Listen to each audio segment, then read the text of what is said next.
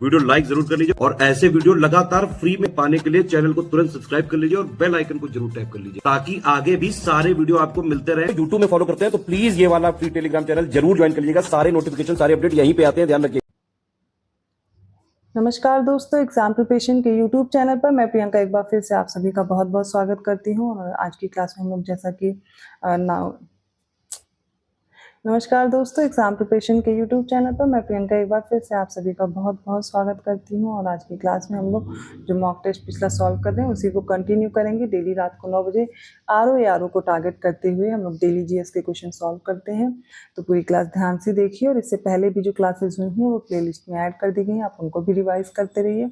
जो बच्चे न्यू हैं उनको बताना चाहूँगी ये क्लास डेली रात को 9 बजे आती है और इसके साथ में दोपहर 1 बजे जीएस की क्लास चल रही है। मॉडर्न इंडियन हिस्ट्री का रिवीजन भी चल रहा है और बाकी सब्जेक्ट भी साथ में कवर हो रहे हैं। तो आप दोनों क्लासेस देखते रहिए, इंपॉर्टेंट है आपके लिए। और जो भी बच्चे पेड ग्रुप ज्वाइन करना चाहते हैं ये सामने आपके नंबर दिए गए, इन पे आप कांटेक्ट कर सकते हैं। पेड ग्रुप आप ज्वाइन करके, जो कि आपका 27 जुलाई को एग्जाम है आरओ का, खासकर उसको टारगेट करते हुए मैं सीरीज चला रही हूँ। और जो बच्चे स्टडी मटेरियल को लेकर के अभी कंफ्यूज हैं तो वो ज्वाइन कर सकते हैं। आपको कंप्लीट स्टडी मटेरियल एक ही जगह मिल जाएगा, कोई अदर बुक कोई भी कंटेंट आपको ढूंढना नहीं पड़ेगा। जो डेली टारगेट मिलते हैं सिर्फ उन्हीं को फॉलो कीजिए। वीडियो रिकॉर्डेड क्लासेस मिलेंगी तो आपके सारे सब्जेक्ट कंप्लीट होंगे, साथ में आप प्रैक्टिस कर पाएंगे क्वेश्चंस की। तो क्वेश्चन आपको वैसे ही दिए जाएंगे जो आपके एग्जाम में पूछे जाते हैं। जैसे पैटर्न है एग्जाम का यूपीपी से, जैसे अब अभी पेपर हुआ था आरओ का हुआ था, या आयो का जैसा पैटर्न होता जा रहा उन्हीं पे आधारित आपको ज़्यादा से ज़्यादा प्रश्नों को हल करना है। फुल लेंथ मॉक टेस्ट है और सब्जेक्ट वाइज है, तो दोनों को ध्यान में रखते हुए तैयारी कराई जा रही है और आप उसके साथ अपनी तैयारी कंटिन्यू कर सकते हैं। तो कोर्स से रिलेटेड छोटी सी जानकारी है, ऐप डाउनलोड करके भी आप कोर्स को ज्वाइन कर पाएंगे। इसके अलावा जो बच्चे कोर्स नहीं ज्वाइन कर सकते हैं वो स्टडी फॉर सिविल सर्विसेज का जो मेन चैनल है उस पर भी प्लेलिस्ट अवेलेबल है, आप उस पर ज्वाइन कर सकते हैं।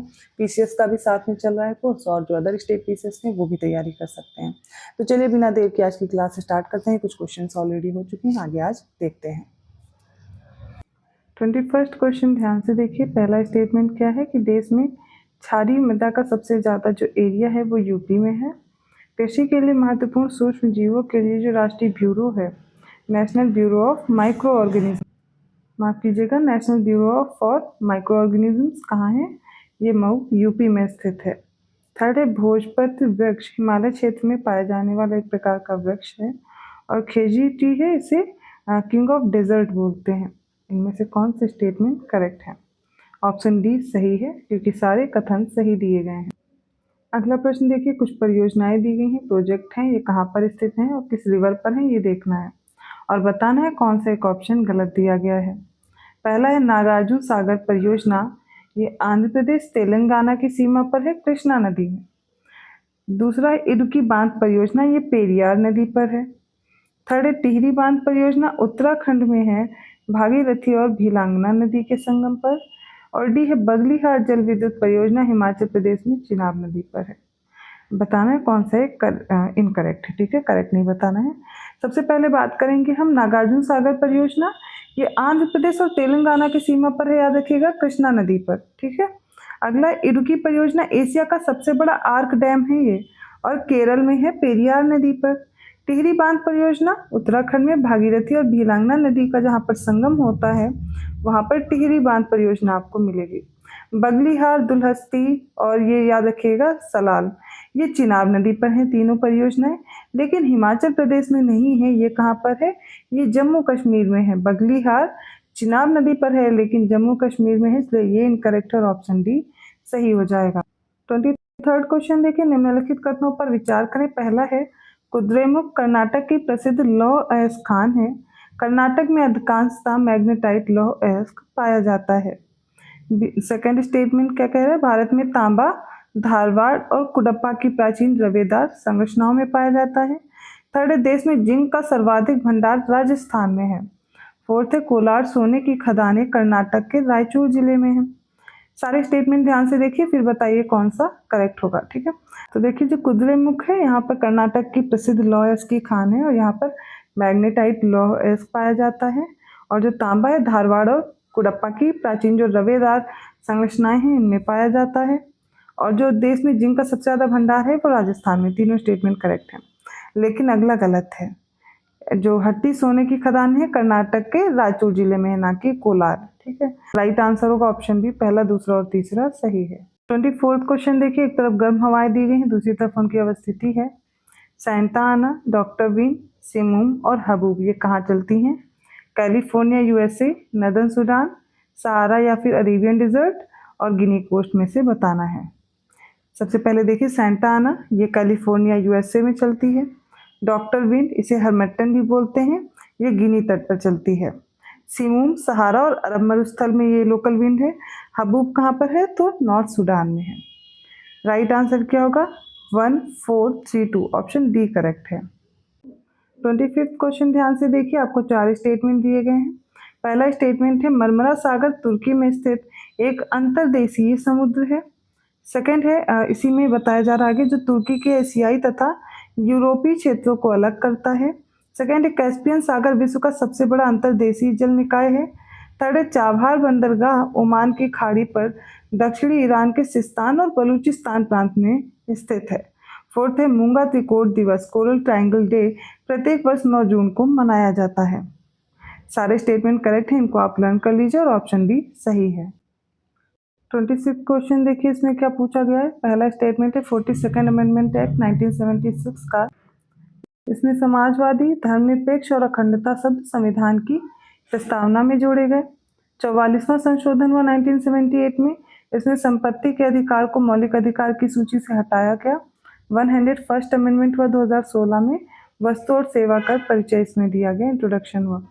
तो देखिए इसमें से तीनों स्टेटमेंट करेक्ट है, तीनों अमेंडमेंट सही दिए गए, तीनों आप तैयार कर लीजिए, ऑप्शन सी करेक्ट हो।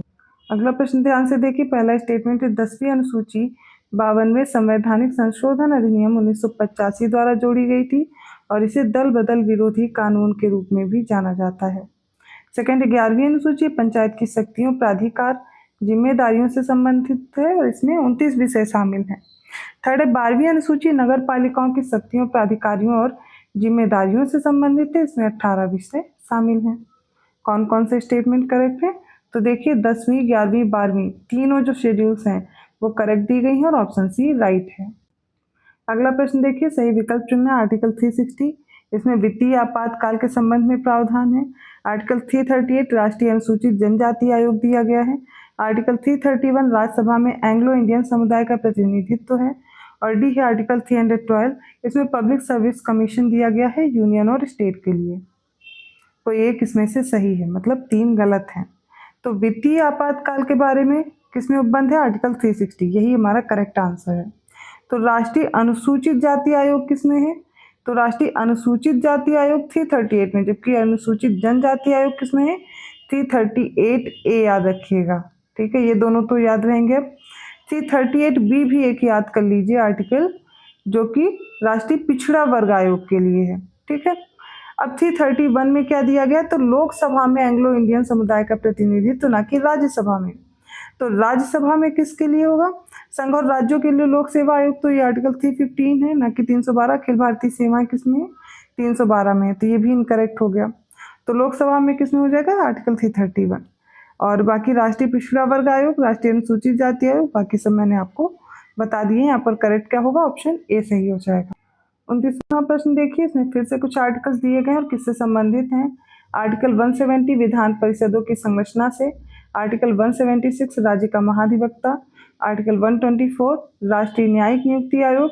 आर्टिकल 110 धन विधेयक की परिभाषा। इसमें से कौन सा एक सही है ये बताना है। आर्टिकल 170 यहाँ पर विधानसभा की संरचना से है, ना कि विधान परिषद। तो यहाँ पर क्या हो जाना चाहिए था? लेजिस्लेटिव असेंबलीज, ना कि लेजिस्लेटिव काउंसिल्स, उसके लिए आर्टिकल 171 है। राज्य का महाधिवक्ता, ठीक है, किसमें दिया गया है? ये आर्टिकल 165 है, ना कि 176। 176 में राज्यपाल का विशेष अभिभाषण है। राष्ट्रीय न्यायिक नियुक्ति आयोग आर्टिकल 124A है, ना कि 124।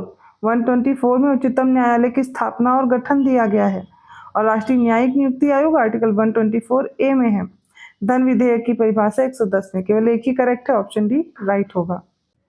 30वां प्रश्न देखिए, निम्नलिखित कथनों पर विचार करें। पहला स्टेटमेंट है आर्टिकल 213 के अनुसार जब राज्य विधानमंडल का सत्र नहीं चल रहा है तो राज्यपाल अध्यादेश जारी कर सकता है। सेकंड है राज्यपाल राज्य विधानसभा का अभिन्न अंग होता है। राज्यपाल के पास राज्य विधानसभा के सत्र को बुलाने या स्थगित करने और भंग करने की शक्ति है। थर्ड है राज्यपाल राज्य विधान परिषद के कुल सदस्यों का 1/10वां भाग मनोनीत करता है। तो यहाँ पर पहला और दूसरा तो सही है, लेकिन विधान परिषद के कुल सदस्यों का 1/6 सदस्य 1/6 भाग ही जो है सदस्य, माफ कीजिएगा, यहाँ पर जो 1/6 भाग है वो मनोनीत करता है, ना कि 1/10वां। तो ये गलत हो गया। राइट आंसर होगा ऑप्शन ए, पहला और दूसरा कथन सही है। 31st क्वेश्चन देखिए, चारों स्टेटमेंट देख करके सही उत्तर का चयन करेंगे। पहला है सर्वोच्च न्यायालय को भारतीय संविधान का संरक्षक तथा अभिभावक कहा जाता है। सेकंड है संसद को सर्वोच्च न्यायालय का क्षेत्राधिकार बढ़ाने का अधिकार है। तो ये राइट किसके पास है? पार्लियामेंट के पास बताया जा रहा है कि जो ज्यूरिसडिक्शन है सुप्रीम कोर्ट का वो इंक्रीज कर सकता है।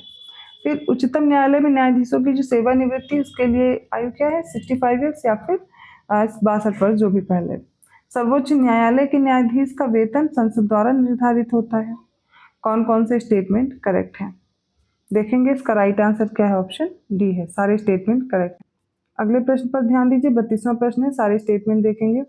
सर्वोच्च न्यायालय के मुख्य न्यायाधीश की नियुक्ति राष्ट्रपति द्वारा अन्य न्यायाधीशों और उच्च न्यायालय के न्यायाधीशों की सलाह पर की जाती है।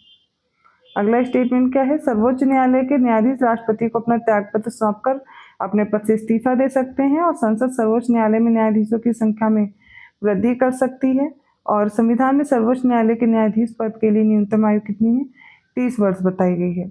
ऑप्शन ये रहे आपके सामने और बताइए कौन सा करेक्ट है। तो सर्वोच्च न्यायालय के मुख्य न्यायाधीश की नियुक्ति के बारे में सही दिया गया है। सेकेंड स्टेटमेंट भी करेक्ट है, थर्ड भी करेक्ट है। फोर्थ इनकरेक्ट है, क्योंकि सुप्रीम कोर्ट के न्यायाधीश के पद के लिए मिनिमम एज का कोई भी उल्लेख नहीं है।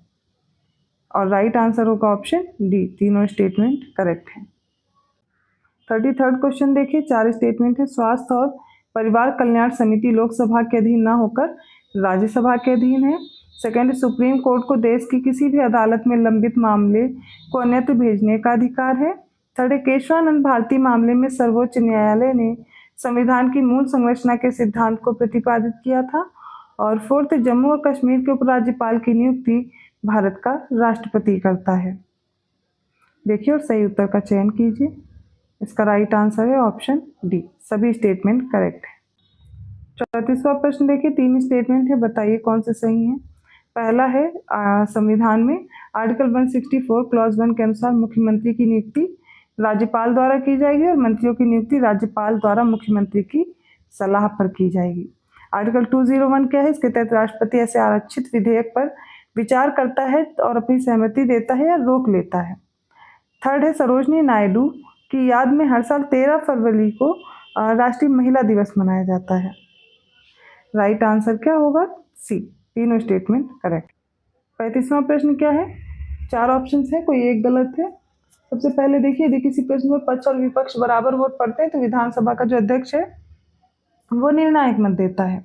फिर 84th अमेंडमेंट एक्ट जो कि 2002 में आया, इसके अनुसार 2026 तक राज्य विधानसभाओं की संख्या यथावत रहेगी। नेक्स्ट है अनुच्छेद 332, इसके तहत क्या होगा? जनसंख्या के आधार पर विधानसभा में अनुसूचित जाति और अनुसूचित जनजाति इनके लिए सीटें आरक्षित करने का प्रावधान है। ऑप्शन डी इनमें से कोई भी गलत नहीं है, तो इसका राइट आंसर होगा ऑप्शन डी, सारे सही हैं। 84th अमेंडमेंट भी याद रखिएगा और आर्टिकल 332 भी, ऑप्शन डी सही होगा। गलत विकल्प चुनना है इस स्टेटमेंट में। पहला क्या है? ऑप्शन ए है, लोकसभा और राज्य विधानसभा को भंग किया जा सकता है लेकिन समाप्त नहीं कर सकते। बी है, केंद्र के साथ साथ राज्यों के वित्तीय खातों को नियंत्रित करने का कार्य भारत के नियंत्रक और महालेखा परीक्षक द्वारा संचालित किया जाता है। और सी है, राष्ट्रीय विकास परिषद नेशनल डेवलपमेंट काउंसिल, इसकी बैठक में मुख्यमंत्री की भागीदारी एक संवैधानिक कर्तव्य है। डी है, संविधान के अनुच्छेद 198 क्लॉज 1 के अनुसार धन विधेयक विधान परिषद में पेश नहीं किया जाएगा।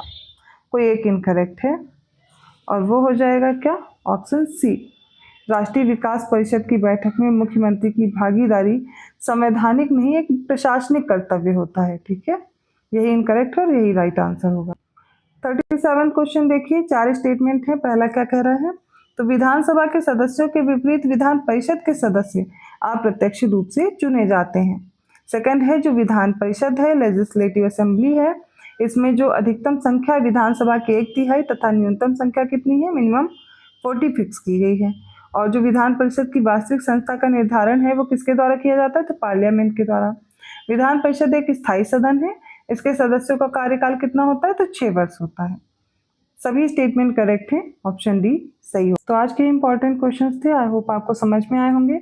किसी भी क्वेश्चन में किसी प्रकार का डाउट है तो आप कमेंट करके पूछ सकते हैं। वीडियो अच्छा लगा तो लाइक ज़रूर कीजिए, चैनल को सब्सक्राइब कर लीजिए अभी तक नहीं किया है।